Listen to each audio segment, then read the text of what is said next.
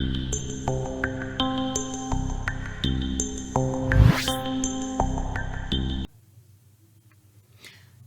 to public demand in this country, okusinzira kusaba kw'abantu abasinga obungi mu ggwanga lino Uganda nga basaba ekitongole ekimanyiddwa nga ekya Uganda Communications Commission kiyite UCC nga bannansi beekubira omulanga batwala okwemulugunya kwabwe eri ekitongole kino ekya UCC nga basaba program ekolebwa omukyala Nakangubi Jennifer Fullfigure n'omukulu Charles Senkubuge emanyiddwa ng'omusunsuzi ejjibwe ku mpewo olw'ebyo ebigambo ebigenda amaaso n'okuyita mu programu eno ebitali birungi eri community n'engeri nti programu eno ebadde ng'ekozesebwa ng'akatuuti k'okuvumirako ak'okuvvoola okwosaako n'okuyisaako olulimi olutakkirizibwa kuba nti luyisibwa ku mpewo naddala ku mainstream media efaananako nga Salty TV. Ekiwandiiko public notes okuva eri Uganda Communications Commission era nga ku mulundi guno ekiwandiiko njagala nkisome nga nammwe mukirabako. Video kansooke nkusabe nno giweka like tusimbule tugende. Suspension of omusunsuzi program on Salty TV for breach of broadcasting standards. Ekiwandiiko kino kikugamba era kitutegeeza nti okuwera program omusunsuzi ezannya ku Salty TV era nga olw'obutatuukiriza ebyo ebiteekeddwa okutuukirizibwa ku mpewo kyekiviiriddeko okuwera programu eno emanyiddwa nga omusunsuzi. Batugamba aba UCC nti the Uganda Communications Commission UCC informs the public that following routine monitoring and the numerous complaints received, it has determined that the program Omusunsuzi aired on Salty Television violates the minimum broadcasting standards.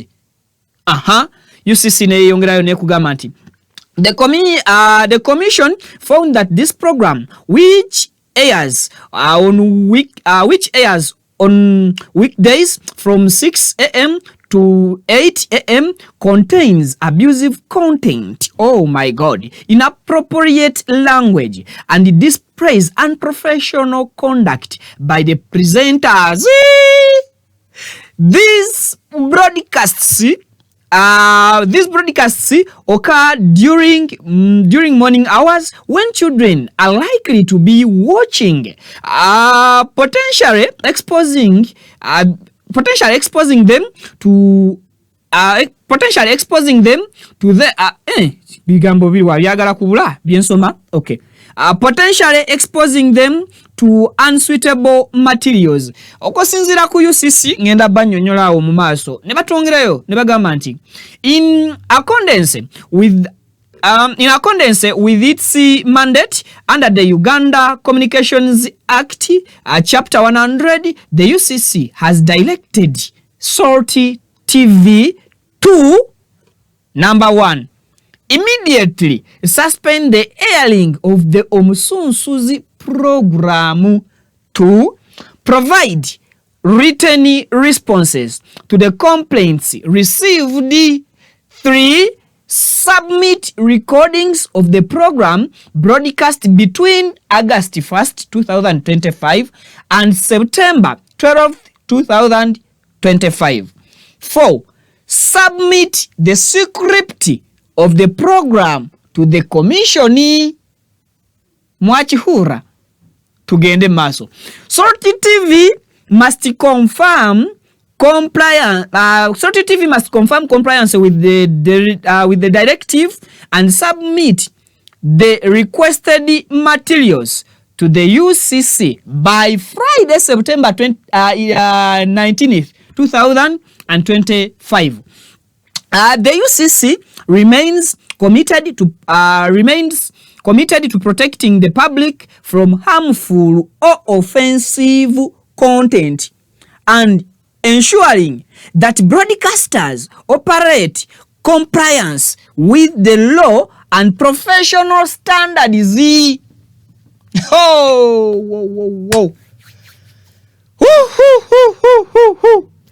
Nabagamba nti emirimu egimu wetaaga okugikola ne professionalism yajo.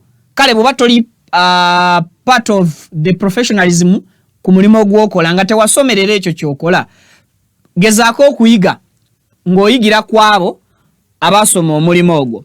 Now ekiwandiiko kino kiva mu kitongole ekimanyiddwa ng'ekya UCC ekivunaanyizibwa ku bi airinga mu mpewo ku radio, ku TV, papula z'amawulire, bizindaalo bya ku kyalo na kintu kyonna ekiri mu communication mu ggwanga Uganda tutwalibwa ekitongole kya UCC, Uganda Communications Commission.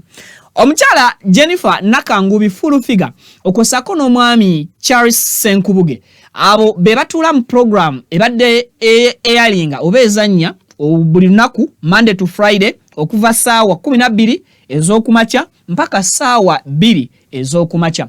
Programu eno ebadde okusinzira ku UCC efunye abagiroopa bangi era nga ababadde bagiroopa baloopa ku inappropriate content, abusive content and insulting content. Na kigambo kyawe kyaki nsobola okukozesa UCC kyetakozesezza okuwemula mu luzungu kyeki vulgar. Yes. Oh, thank you. Vulgar language. Wano UCC yakwata program ki yali mu vulgar content. It was uncut, if you remember. Yes, ndoza it was uncut. Tuzeeko kiri zaako gundi eri lower third eri yenyuma. Now according to UCC egamba nti efunye complaints oba efunye okwemulugunya okuva mu ba concerned citizens abenjawulo mu ggwanga Uganda nga bagiroopera programu eno emanyiddwa nga omusunsuzi, era nga bagamba programu eno ebadde eyitako ebintu ebitasaanidde kuyitako ate nga programu ezannya mu budde obw'okumakya obuteeberezebwa okuba nti abazadde baba bakyali ewaka n'abaana baabwe, which may be an effect eri abaana abakeera okulaba programu eno emanyiddwa nga omusunsuzi. Okusinziira ku UCC etegeeza nti programu eno egiweze era egigaddewo mu bunnambiro. It's a directive, kiragiro ekigiragira Assorti TV okujja programu eno mu bunnambiro ku mpewo era n'egisaba nti efune recordings eza programu eno okuva nga ennaku z'omwezi lumu, omwezi ogwa August from okuva nga lumu mpaka okuva nga lumu August mpaka ng'ennaku z'omwezi 12 omwezi gwa September. Tuli mu mwezi ki?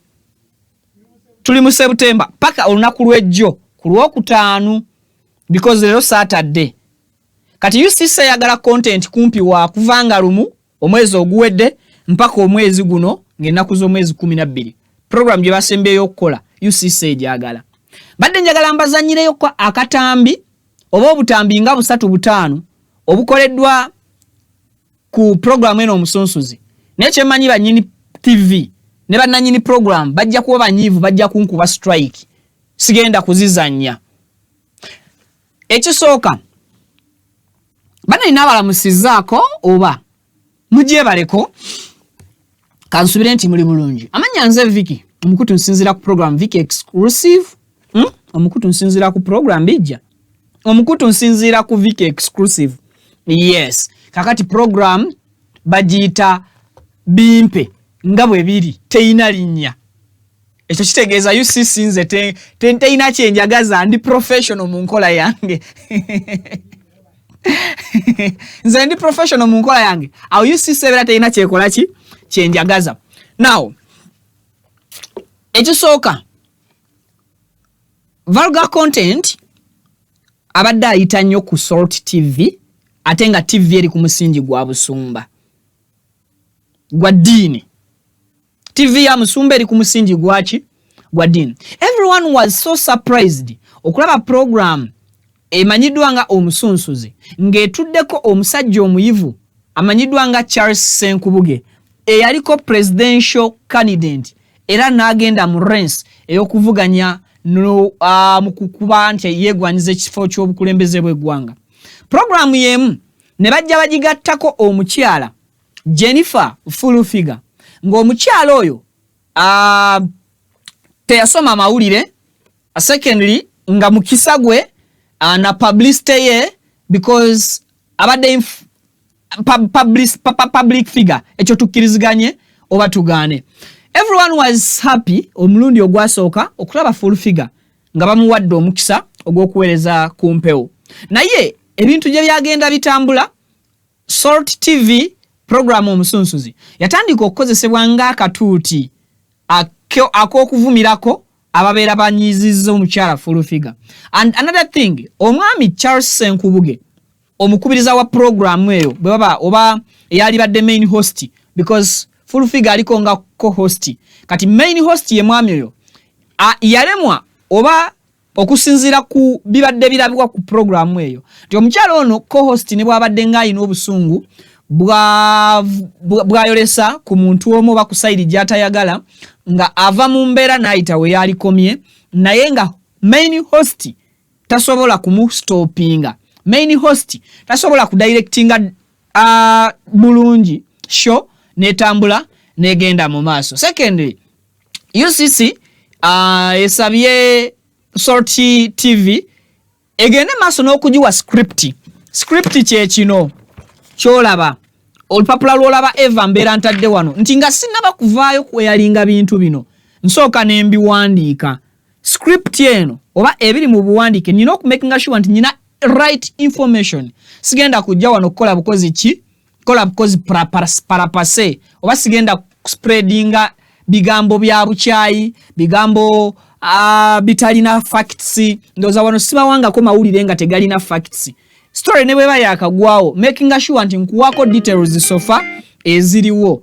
Details eziba teziriwo ezo nembagamba nti we are coming back mu episode eddako oba in the next story.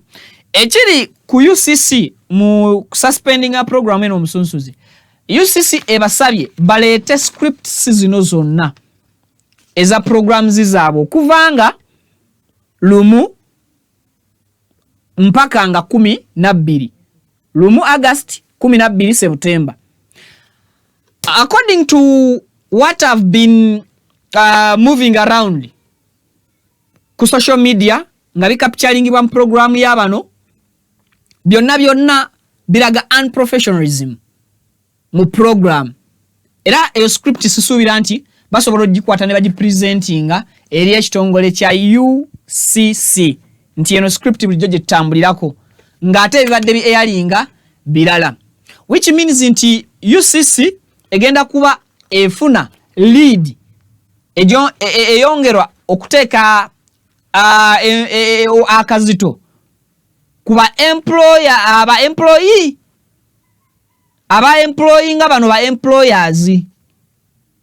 No, there is employee and employer. Kakati UCC agenda kuteeka akazito kubali abaawa bano omuki omulimu, and even producer wa sheno aba agenda kubanga questioningibwa. Bwe mbadde ntunuulira ekintu ekirala UCC kyegenze maaso. According to UCC, submit the script of the program to the commission. Then another thing, submit recordings of the program broadcast between August. Bayina okukwata obutambi bwonna obubadde recording bwange okuva ku saa 12 mpaka ku saa 2 obwa program eno babuwe ekitongole kya UCC. UCC ebuyitemu ebwetegereze ekakase abantu bye bazze bagiroopa bituufu mu ebiri munda mu programs zino oba tebirimba badde bagikonjera. Then UCC era yem negamba nti provide written responses of the complaints received. Akosika kulu nnyo ne wano ku immediate suspend waliwo wano wekonedde ku ba presenter. Salt TV must confirm compliances with these directives submitted on this. The Uganda contains I need that. Njagala waliwo waggulu enjagala. The commission found this program. The commission found that this program UCC ekizudde nti program eno ebadde ezannya mu nnaku 5 zino Monday to Friday okuva ku saa 12 mpaka ku saa 8 containing abusive content. Abusive content is what? Content ya vola avuma, abusive, ovola, ovuma, abusive, ovuma n'okuvoola byonna omulundi gumu tosobola kuvuma nga tovodde. Abusive okuvuma. Inappropriate your content atasaanidde. Inappropriate language. Olulimi olutasaanidde kozesebwa ku mpewo. Then ne bakizuula nti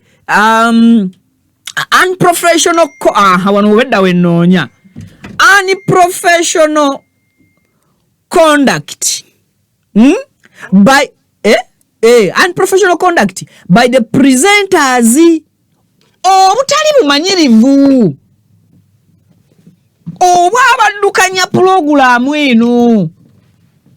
Kati awo UCC weegenda okusabira empapula z'obuyigirize oba abantu bano ababiri ababadde bakola ku pulogulaamu eno. Mass communication mulaba yero olina omuntu gonaazika empapula toyina kwabo goge omwaziina omwaziina omulala si kwekwekerera omulala ye tazirina. Omwami aziina naye omukyala takola ki? Tazirina.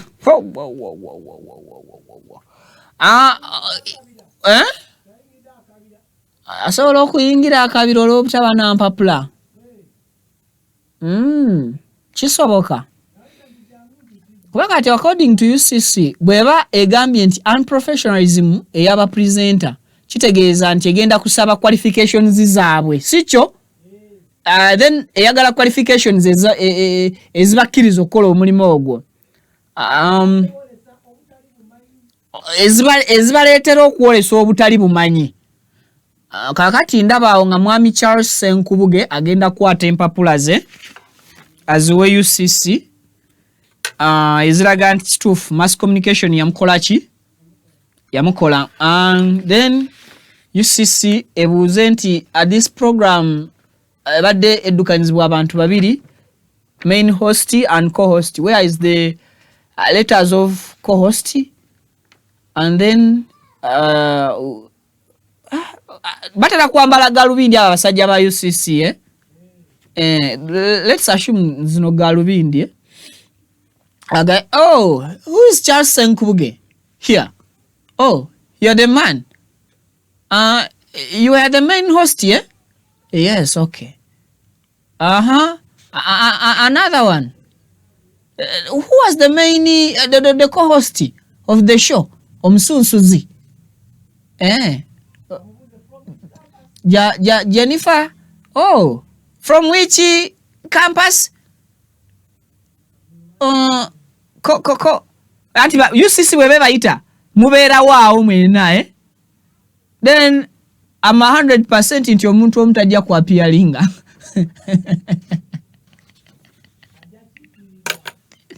Ajja kukiikirirwa looya we.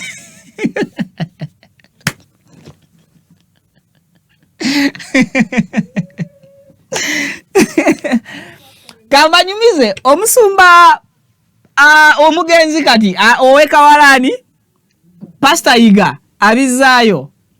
Pastor Iga abizaayo yakola program gye bayita Kalondoozi. Kati UCC waliwo embiranyi wakati wa TVM ey'amaanyi eyali erwana ki? TV ya kuli bagiyita ABS eyali erwana ABS TV olwa program eyo Kalondoozi yali ekoze eki? Gye yali ereese. Kati ate ku program eyo Kalondoozi TV eriwe yali erwana program TV y'abano oba program y'abano yali ayina amawulire agasoma ku saawa meka? Ku saa zaali zisoma saawa 4 gano ageegundi ettaka. Kakati bano bakoze baloopanga mu UCC olw'okuba program Kalondoozi ya airinganga ku saawa zezimu ne bali kubasomera amaki amawulire agali muki atogira amawulire ag'omunnyo. Kakati UCC nebanga efunye obuzibu nga kituufu content ayita mu Kalondoozi unappropriate what content tajja mu kubeera nti alina okweyalinga kuki ku mpewo. Kati nga abalabi abaali balaba amawulire g'omunnyo ku ssaawa 4 tebakyagalaba babeera balindiridde pulogulaamu ki kalondoozi ku ABS. Kati abaali balaba ag'okunnya bannannyini mawulire g'okunnya ne batandika okuba nga baloopa mu UCC baloopa pulogulaamu eri kalondoozi. Kaakati omugenzi yiga yakola ki? Omugenzi yiga nga bamuwandiikira ekiwandiiko nga kino ne bakisindika ekawaala. Yakakifuna bw'ati ye teyabandaalanga ng'addukirawo wa ku UCC. Kati aba ayingira UCC ng'alaba abakulu abaddukanya TV eri esoma amawulire g'okunnya bafuluma. Bamusamoninga emirundi 3. Kati n'agamba naye wait a minute. Lwaki buli lwe bansamoninga ekipapula kino nga basuspendinga pulogulaamu kalondoozi? Nsanga bano abalina pulogulaamu y'emu nange ku TV endala babeera bafuluma. Guess what? Omusajja yiga yali musajja mugezo manche yakola. Yiga yagamba abakulu nti kati mumanyi pulogulaamu eyo bagigalako omulundi gumu kati gino emirundi emirala nga buli bwe bagigalawo omukulu agenda n'awoza n'abakondooza engeri gyakola ki gyabatetenkanya. Kati ogwasembayo omukulu yiga yagamba abasajja bano nti mumanyi pulogulaamu eri kituufu mugigaddewo ebadde kyebika nange mbadde nyina weeseetegerezanga emirundi gyonna. Kati this time around njagala munnyambe TV yange erina okusigala ng'ekola naye ezo essaawa katuteekewo pulogulaamu enki endala.